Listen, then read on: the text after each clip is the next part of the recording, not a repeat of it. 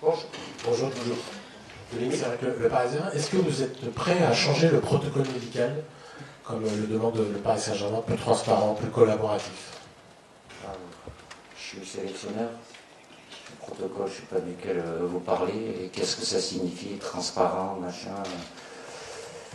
Écoutez, c'est pas de mon ressort, il s'est passé ce qui s'est passé. Voilà.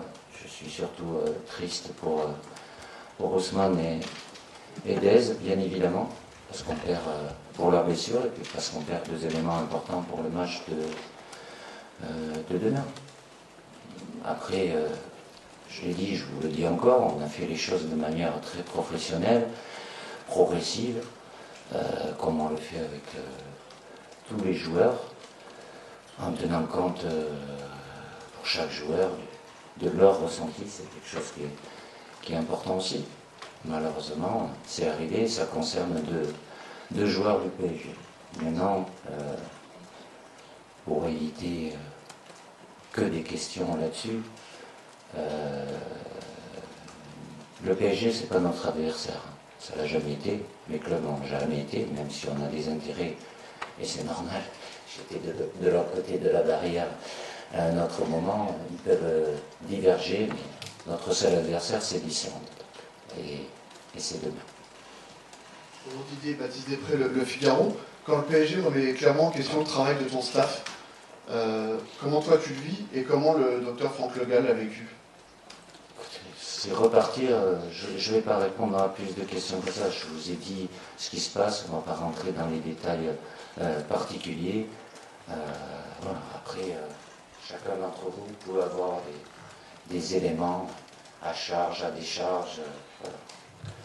Je peux répéter ce que j'ai dit, on fait les choses de manière consciencieuse, systématiquement, voilà, avec des échanges plus ou moins, ça va des deux côtés les échanges, peu importe le club, et je ne cite pas spécialement le Paris Saint-Germain, comme au moment des listes, il y a un match, et voilà, il y a un protocole, je ne vais juste pas rentrer dans le détail, puis j'arrêterai après là-dessus.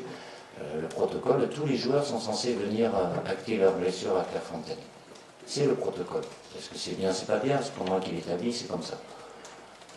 Là, j'ai eu deux joueurs, William Saliba et Ryan Cherki, je ne vais pas les faire venir alors qu'on sait pertinemment, parce que notre médecin a reçu les images des examens, et à partir du moment où c'est pas possible, c'est pas possible.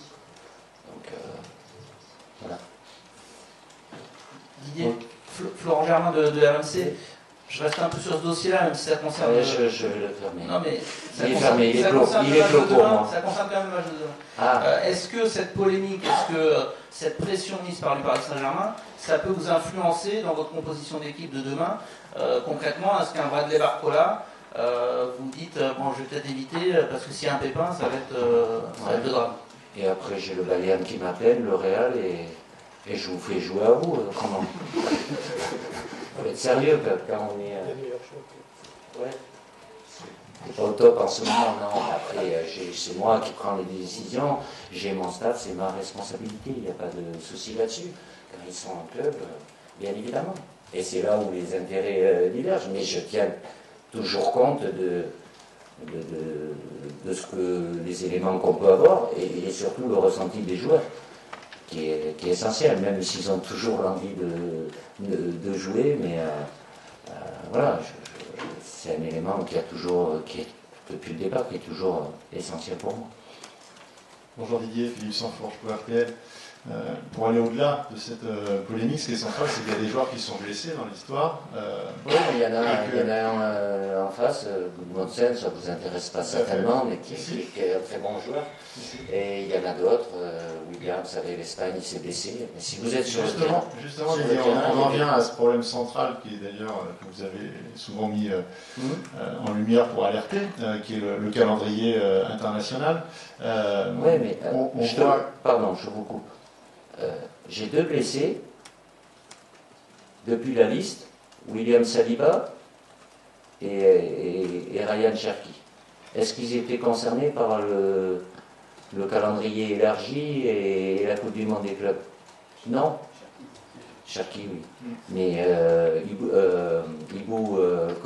C'est Ibou Konaté qui a eu un souci au dernier match, il est sorti à la 75e, il ne pouvait pas marcher.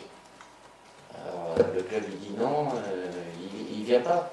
Ça l'a pas empêché vendredi d'être en grande forme. Les calendriers, vous les connaissez. Est-ce que les saisons, oui, ceux qui ont fait la Coupe du Monde des clubs, évidemment, ça a rallongé leur saison. Donc il n'y a pas un sujet, quand on voit l'UNFP par exemple, qui en appelle à l'État français pour aller plus loin et mettre la FIFA devant ses responsabilités, il n'y a pas un sujet aujourd'hui sur le fait que la FIFA le sujet est lié. pousse et souvent au détriment du football de sélection? Détriment. Après, je vous l'ai déjà dit aussi, si vous restez factuel, on ne parle pas trop football, là, mais bon, c'est 10% des joueurs à peu près, ceux qui sont internationaux, qui jouent plus. Les autres, ils jouent moins, puisqu'il y a 18 clubs, et ils ne font pas de compétition internationale.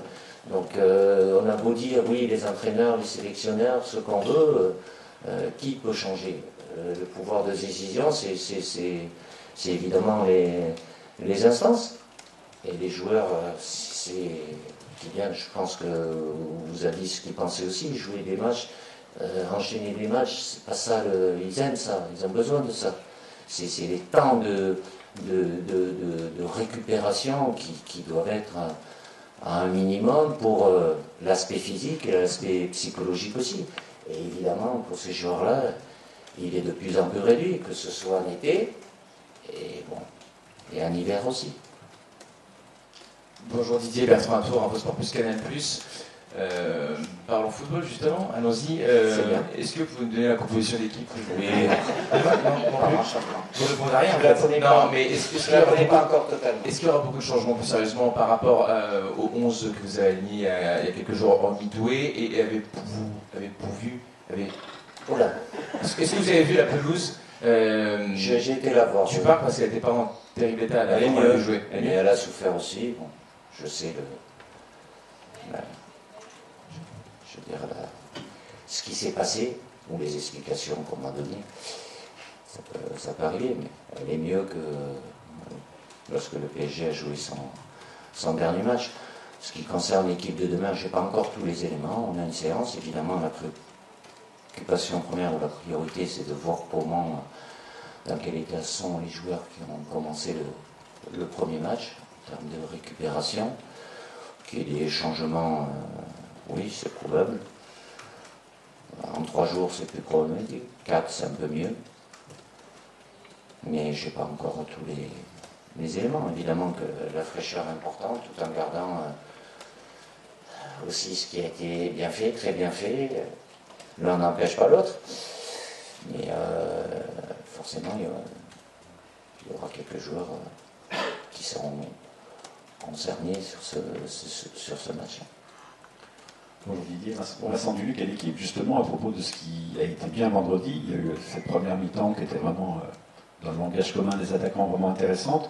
Est-ce que d'une part la blessure de Dembélé et Désiré remet en cause le 4-2-3-1 et est-ce que à tes yeux Olysée peut avoir le profil d'un numéro 10 classique comme on aurait dit Ça n'existe plus ça. C'était avant. Évidemment, on perd 2 éléments très importants avec Ousmane et des profils et Dez. Avec Dez, la possibilité de pouvoir jouer des deux côtés. Mais j'ai fait une liste, j'ai rappelé Kingsley Coman. Voilà, même si je peux prendre, ils n'ont pas forcément le même profil, mais je ne vais pas renoncer à ce que nous faisons de bien et cette capacité à mettre l'adversaire en difficulté, même si bon, il y en a 2, ils ne seront pas là. Quoi. Et après, oui, un numéro 10, c'est un joueur offensif, créatif, même si il peut alterner dans son club, il joue dans les 2 postes, même si la saison dernière et début de saison, il joue plus côté droit, mais au cœur du jeu, il est intéressant aussi parce qu'il met beaucoup de liants, il a cette touche technique où il est capable de trouver les attaquants qui sont devant lui et lui-même d'être à la finition comme ça a été le cas vendredi. Bonjour Didier, Emmanuel Baronnet pour l'agence France Presse. Marcus Thuram est toujours appelé, c'est un des piliers du groupe, pourtant il a des statistiques un peu trop maigres pour un attaquant. Et quel rôle il peut tenir dans ton 4-2-3-1, sachant que la position en pointe est dévolue à Kylian Mbappé? Oui, Marcus est régulièrement avec nous, j'ai eu à l'utiliser, pas dans le même système où il joue avec son club avec deux attaquants. Il a fait beaucoup de bonnes choses, mais il lui a manqué, c'est ce qu'on attend d'un attaquant, l'efficacité, même s'il a eu pas mal de situations, d'occasions. C'est là où il a une étape à franchir. C'est un attaquant axial, mais qui est capable de jouer sur les côtés aussi. J'ai eu plus à l'utiliser sur les côtés. Marcus, il rechigne jamais, il donne. Il fait pas tout bien, mais il a été longtemps aussi joué dans ce rôle plus excentré. Il ne voulait pas être devant, et il s'est épanoui dans ce rôle-là, en étant à deux attaquants dans un système différent, puisque c'est une défense à 5 aussi à l'Inter. Mais je sais que je peux compter sur lui, que ce soit pour commencer ou pour rentrer, même si je ne l'ai pas fait rentrer au dernier match pour certaines raisons. Je vais rentrer Hugo, mais oui, pas de souci avec Marcus.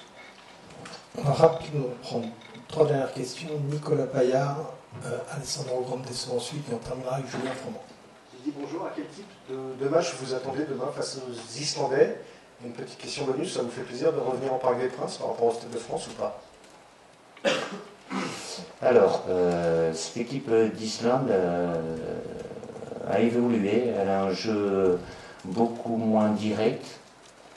Les joueurs ils se connaissent, ils ont des automatismes sur leur sortie de balle, ils ont des joueurs assez techniques, même s'ils ont perdu sur le premier match un joueur important, Gudmundsen. Aratsson, qui est dans notre championnat, fait voir toutes ses qualités, donc il y a toujours la possibilité de verticaliser, avec une dominance athlétique qui est là, qui leur permet notamment d'être très efficace sur les phases arrêtées.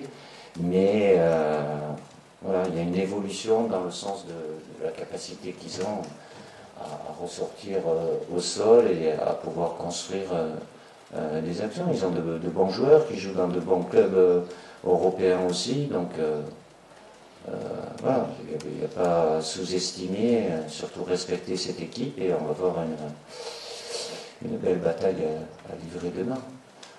Après, sur le fait d'être ici, je suis content d'être ici, je suis content quand je suis au Stade de France. Ça ne sera pas le cas sur cette saison pour différentes raisons, mais voilà, on est chez nous en France, à Paris, et le stade sera plein demain encore une fois, donc tout va bien.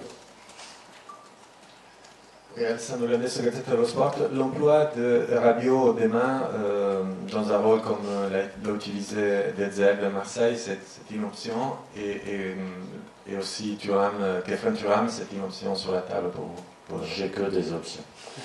Et je vais prendre des décisions. Oui, Adrien a joué dans une position, je ne suis pas persuadé je ne sais pas dans quel rôle il évoluera au Milan AC. Voilà. Il va bien, ça c'est sûr. Évidemment, il a un temps de jeu qui est réduit par rapport aux autres, de par ce qui s'est passé à Marseille, mais je verrai.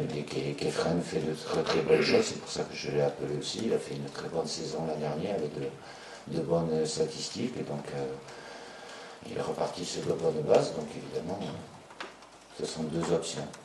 Comme ça l'était, même si j'ai utilisé que Adri sur le match contre l'Ukraine, pour le match de demain. Oui, bonjour, Julien Froment pour Radio France. Un mot sur Michael Olise. Comment vous le trouvez au sein du groupe? On sait que c'est un garçon qui est assez discret, de peu de mots. Ça fait quasiment une année qu'il est avec vous. Est-ce que vous trouvez qu'il a évolué aussi à ce niveau-là? Vous n'allez pas l'entendre rigoler ou parler fort. Il a son caractère, sa personnalité, oui. Il est discret, mais il parle avec tout le monde. Il connaît l'environnement, voilà, il n'y a aucun souci là-dessus.